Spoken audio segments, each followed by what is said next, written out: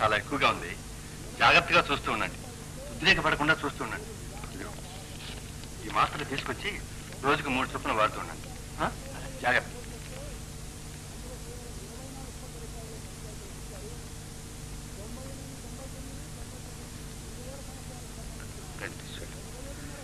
నా భాగ్యలక్ష్మణి ఒక్కసారి కళ్ళారా చూసుకున్న భాగ్యం లేకుండా తింటేశాడు. న్యాయం వాడి తప్పేం లేదు. ఈ శిక్షకు నేను అర్హుడిని. నాన్న నాన్న నాన్న ఏమిటి? ఎవరిని కంటేసింది? చెప్తాను. నా కథ ముగింపు వచ్చింది. ముగిసే ముందు నా కథ అంతా మీతో చెప్తాను. అమ్మ శాంత, నా డ్రాయర్లో ఫుడ్ ఫర్ ద సోల్ అని మహాత్మా గాంధీ గారు రాసిన పుస్తకం తెచ్చిపెట్టమ్మా. నాన్న ఆవేశపడకండి. మీ ఆరోగ్యం అసలే బాగోలేదు. ఇంకా ఆరోగ్యం ఏమిటి? నా శిక్ష పూర్తిగా వస్తుంటే నాన్న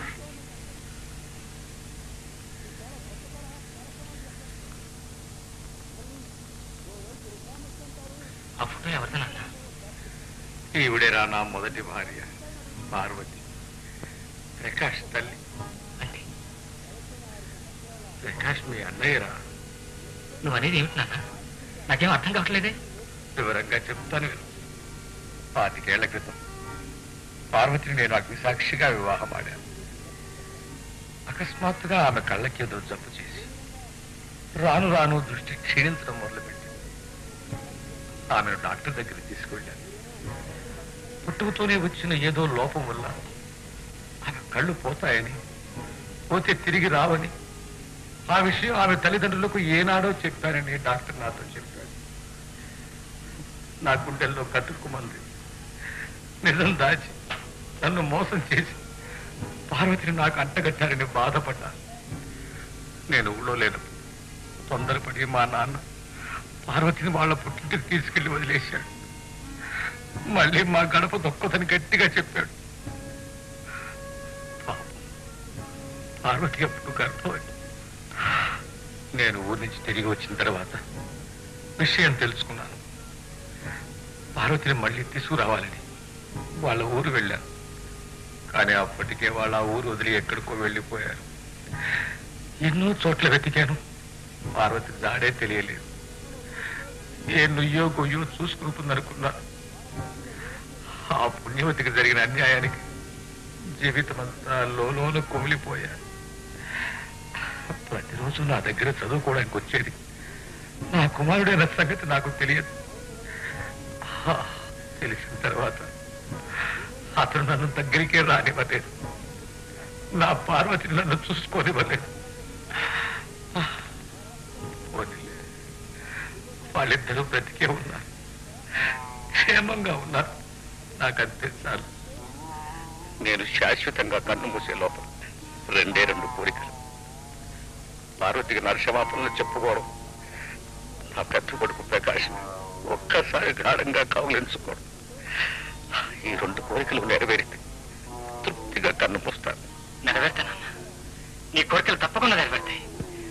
పెద్దమ్మను అన్నయ్యను నేను తీసుకొస్తాను. లాభం లేదు.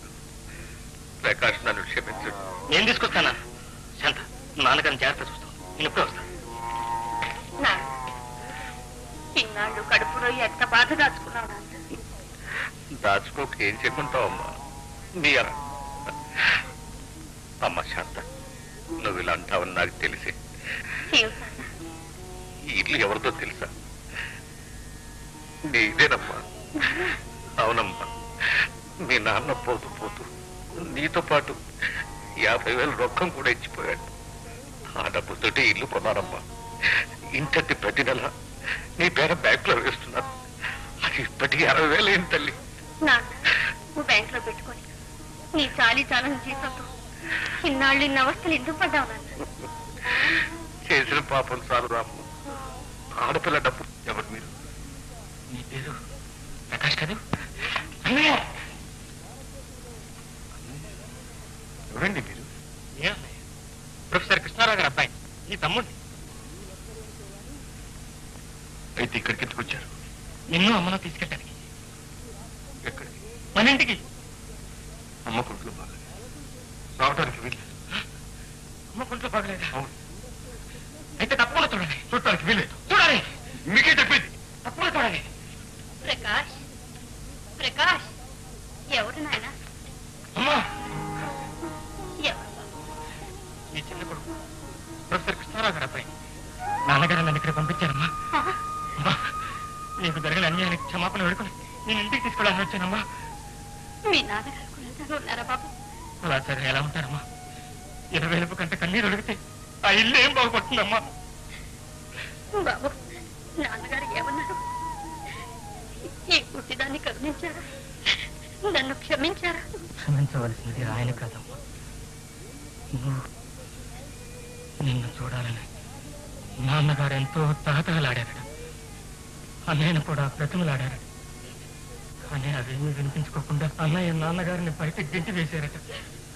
ఈ బాధతో నాన్నగారికి రక్తపోటు ఎక్కువ మంచం పట్టారమ్మా. అమ్మా, ఎక్కువ నాన్నగారికి 2 కోరికలు మిగిలాయమ్మా. నిన్ను క్షమాపణ వేడుకోవటం, అన్నయ్య మనసారా ఒక్కసారి కౌగలించుకోవటం. ఈ 2 కోరికలు తీరకపోతే నాన్నగారు నాకు దక్కడమ్మా.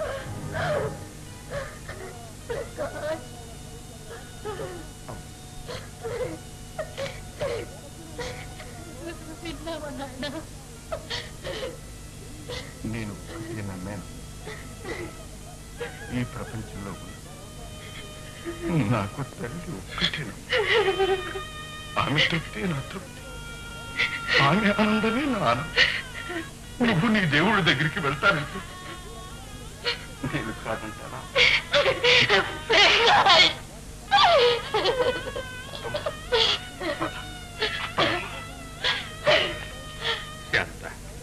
ఏనా పద్మకి ఎలా ఉందమ్మా?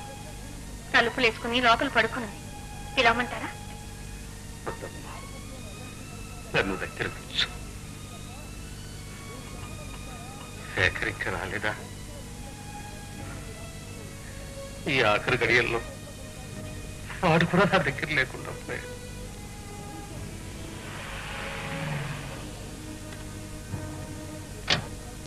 నాన్న, పెద్దమ్మ వచ్చింది. నాన్నగారు చూడండి, ఎవరు వచ్చారు చూడండి.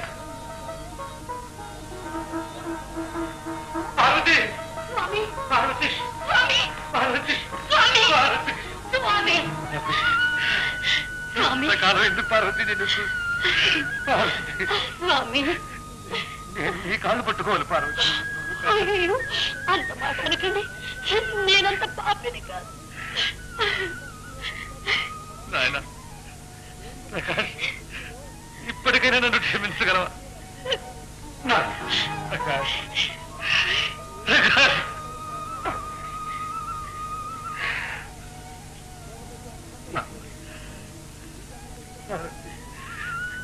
పార్వతి, నీకోసం దేశమంతా గాలించాను.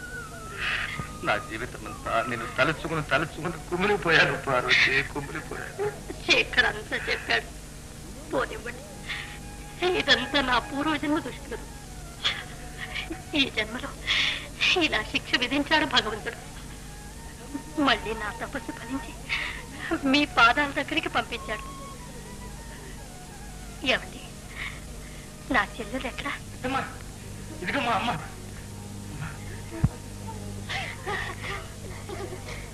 నాళ్ళకి నేను ఇంటికి వచ్చి గొప్ప చెప్తున్నా. శేఖర్, రా నాయన. నాకు అమ్మ కావాలి, అమ్మ కావాలి అని వాపోయేవాడి. మీ అమ్మ, ఇవే మీ అమ్మ. అక్క, నేను చిన్నప్పుడు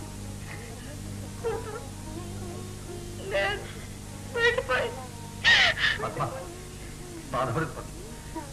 మనకు శాంతి కూతురు కోడలు కూడా. అమ్మ శాంత, ప్రకాష్, నేను నా స్నేహితుని బిడ్డను చేసుకున్నాను కదా. నా స్నేహితుని బిడ్డ ఏదమ్మా నీ గురించి